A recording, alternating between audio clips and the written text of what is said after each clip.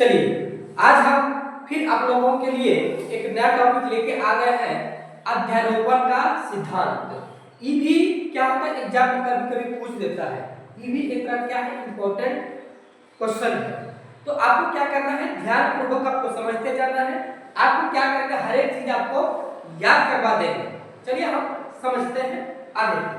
कहता है principle of superposition of charge, अगर हिंदी में कहेंगे आवेश के अध्यारोपण का सिद्धांत। कई कई अध्यारोहण भी लिखा आता है, तो आपको कंफ्यूजन नहीं होना है।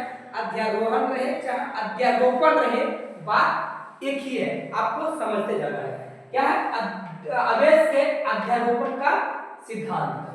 कहता है विभिन्न आवेश के कारण कुल बल का मान अलग अलग आवेश के कारण उत्पन्न बलों के योग के बराबर होता है। इसे ही आवेश के अध्यारोपण का सिद्धांत कहते हैं।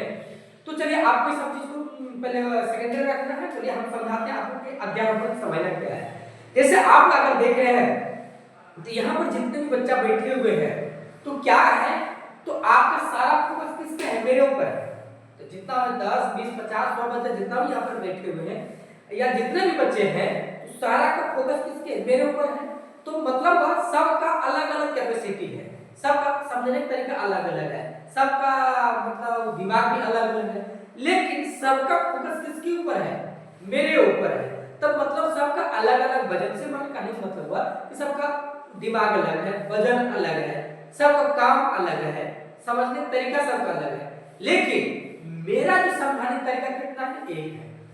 मेरा जो समझाने का तरीका क्या है, एक है। तो सब आप लोग क्या वही तरीका क्या आप लोग सब ग्रहण करें।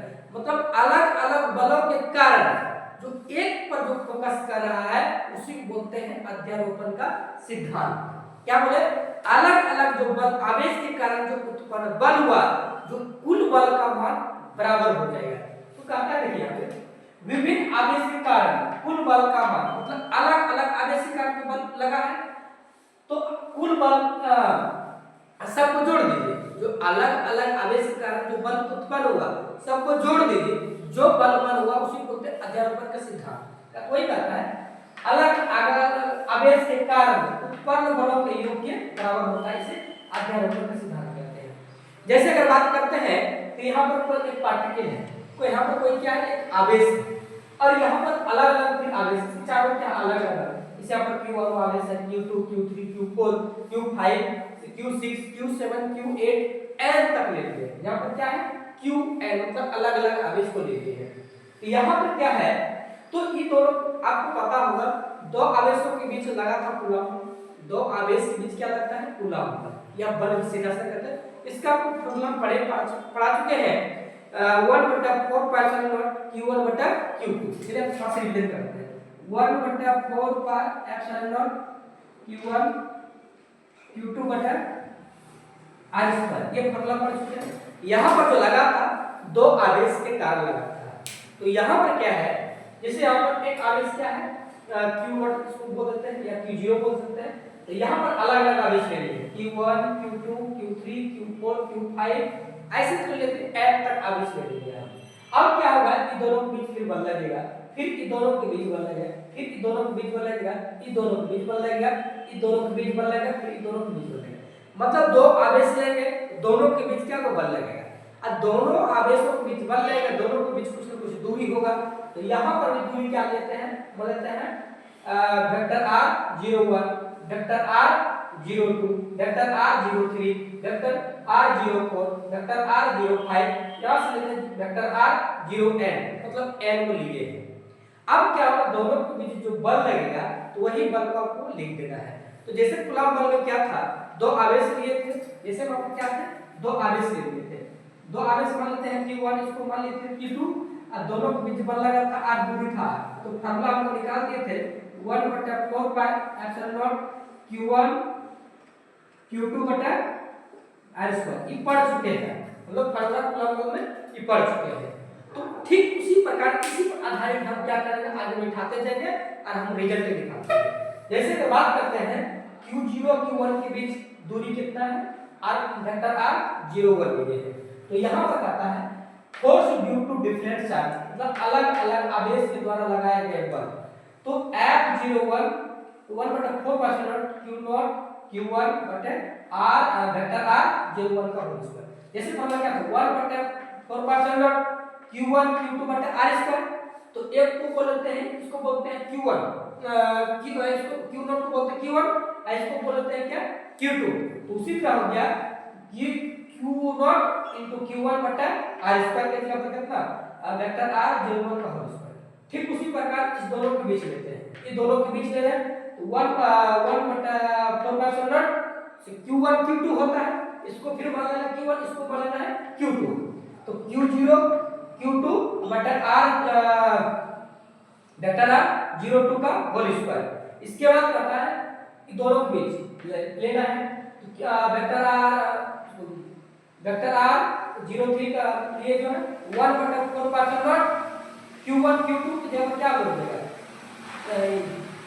0 Q0 Q3 कितना Q0 Q3 बटा R3 होल स्क्वायर हो जाएगा। तो ठीक उसी प्रकार को लेना है, अगर n तक जाएगा तो n ले लेंगे। जैसे हम अगर n पर n को लिखना था तो क्या करते हैं, इससे फॉर्मूला क्या था f बराबर 1/4 पाई एप्सिलॉन Q1 Q2 बटा R स्क्वायर। जैसे यहां पर कितना लेना है नो, जैसे यहाँ पर इस दोनों को बीच लिखना है तो क्या करना है 0 1 बटा R01 वेक्टर का स्क्वायर हो गया।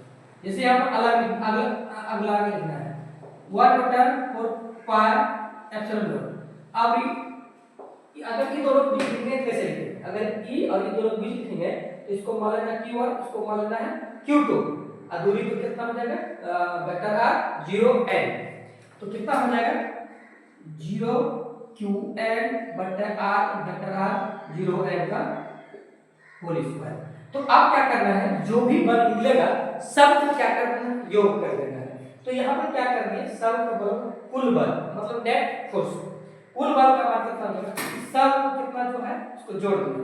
अगर जोड़ने के बाद अगर हम एक लिए हैं तो यहाँ बोला है 2 लिए हैं तो 2 बोला 3 बोला 4 बोला n तक लेंगे तो क्या हो जाएगा n तक आ जाएगा। जैसे आप लिखें 1/4 Q0 Q1 बटे वेक्टर R01 का होल स्क्वायर 1/4 Q0 Q2 बटे वेक्टर R02 का होल स्क्वायर। इसी तरह यहाँ क्या है 1/4 Q0 Qn वेक्टर R0n का होल स्क्वायर दिया।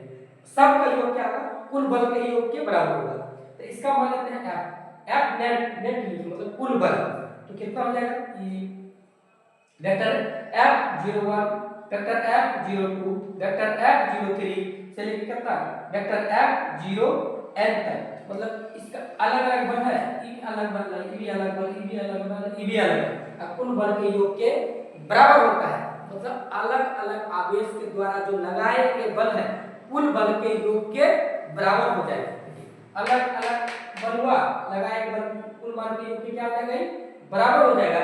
इसी को बोलते हैं अध्यारोपण का सिद्धांत कहते हैं। तो वही तो बात लिखी थी विभिन्न आवेश के कारण कुल बल का मान अलग अलग आवेश के कारण उत्पन्न बलों के योग के बराबर होता है।